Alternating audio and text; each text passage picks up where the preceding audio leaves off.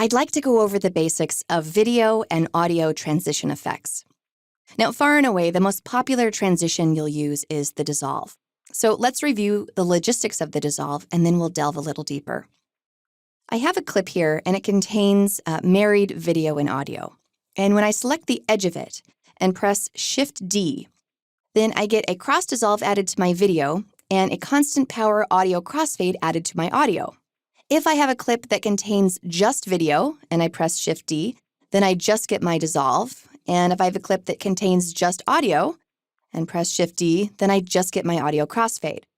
So in that sense, Shift-D basically adds the default transition to whatever you have selected, either video, audio, or video and audio together. That said, you have no idea how many editors I've seen who select a transition like this one, press Shift-D, and then simply delete the transition that they don't need. So to avoid that, let me teach you some modifiers to use in case you need to isolate things a little bit more. Let me just select this one and delete. Now, to add a transition to just video, that's Command-D or Control-D on a PC. Let me undo that. To add a transition to just audio, that's Command-Shift-D or Control-Shift-D on a PC. Now, let's talk about the duration of transition effects. By default, when you add a transition effect, I'll just press Shift-D to add them to both, you get a 30-frame cross-dissolve and a 1-second audio crossfade. The reason that these aren't identical is because this is a 24-frame-per-second project. So in this project, this is about 1 1/4 seconds, and this is 1 second. Let's take a look at what the default durations look like. People who were into making money as opposed to making bread. Now, if you like, you can trim this. So I can drag this in to make it shorter or out to make it longer. When I'm trimming, you can see a pop-up that's telling me my new duration. So here you can see that this is going to result in a 10-frame dissolve. If I come down here and trim in, here's my 10-frame audio crossfade. And I'll play to show you the difference.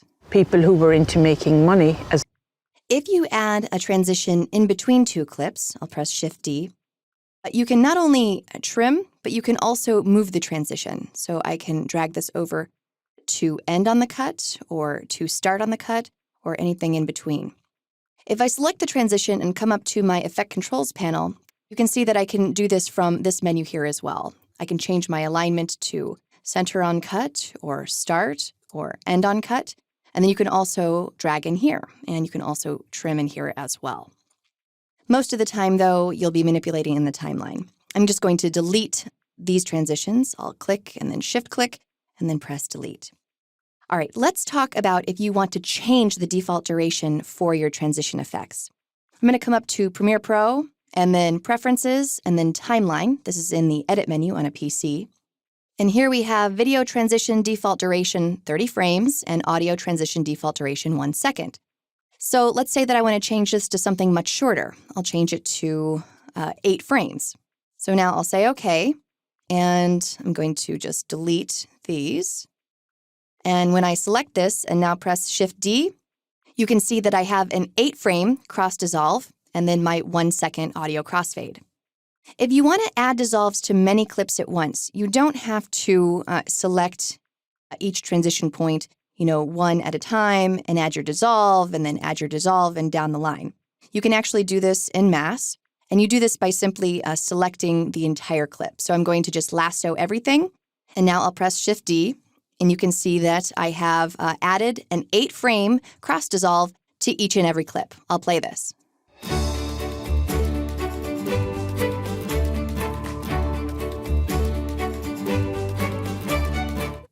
I'd now like to show you how to change the default transition to something other than a dissolve. I'm going to go to my Effects tab, and then if you go to Video Transitions, you can see that there are many, many types of transitions.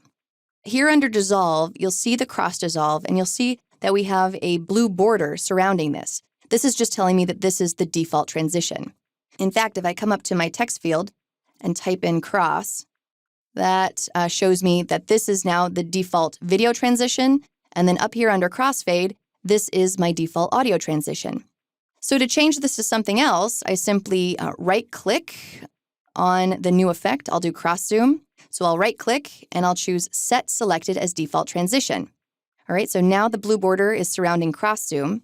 And if I select all of these clips and then press Shift-D, it's overwritten the previous dissolves, and now we have a bunch of cross zooms in between these clips.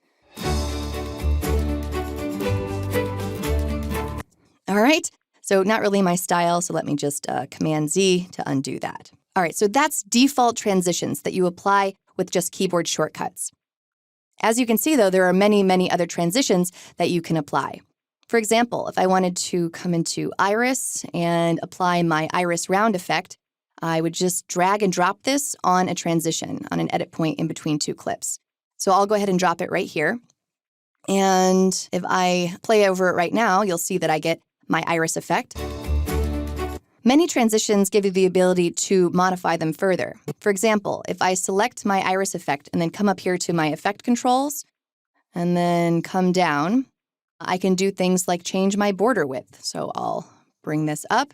You can see that I now have a border here. I can change my border color, maybe something like a dark blue. And maybe I'll also choose reverse so that it does the inverse Iris effect. All right, and so we've modified it a little bit, and now this is what this looks like. Okay, so if you like that, great. Not really my style, so I'm just going to come over and re-add my cross dissolve as the default transition, set selected as default transition, and now I'll come in and add that back in, Shift-D. All right, so generally when you're playing with transition effects, just remember that less is more. You don't want to go too wild with all of these video transition effects. I do want to show you one transition, though, that can be very useful, and that is Morph Cut. So I'm just going to type in Morph. Okay, so here it is, and I'm going to come to this transition right here. And the Morph Cut is really great for smoothing out clips that have a jump cut. Let me just play over this so you can see what I mean. Whereas I come from a tradition of people who... Okay, so that's a little bit of a rough transition with the video and the audio. So let's smooth out our audio first. I'm just going to select the transition, and then we just want audio, so it's Command-Shift-D, and I'm going to just trim this in, and that should have softened things up a little bit. Whereas I come from a tradition of... All right, so the audio is smooth now, but now we need to get our video. And so we're going to just drag Morph Cut right on this transition point. And our default transition, we changed it to 8 frames, which is a really nice length for a Morph Cut. 6 or 8 frames I would recommend. If I park right on here, you can see that it says analyzing in background, and you have to let this happen. What it's doing is it's looking at, the clip on the left and the clip on the right, and it's analyzing the frame. It's looking at where the face is, and it's going to blend the results. As this analyzes, let me just say that this usually works pretty well if the subject is in the same relative location in the frame. It's not good if the subject is moving a lot. All right, so it's analyzed now. So I just want to select the transition, and then you need to render this. I'm going to come up to Sequence, and then I'm going to choose Render Selection. All right, and you can see that it used to be red, but now it's green. It's rendered. And I'll play over this, and you shouldn't be able to see the jump cut anymore. Whereas I come from a tradition of people... Okay, so not too bad. This could definitely work if I needed it to. So whether you're applying Morph Cuts or regular dissolves or one of the other myriad of transition effects in Premiere Pro, it's pretty easy to add and manipulate them however you like.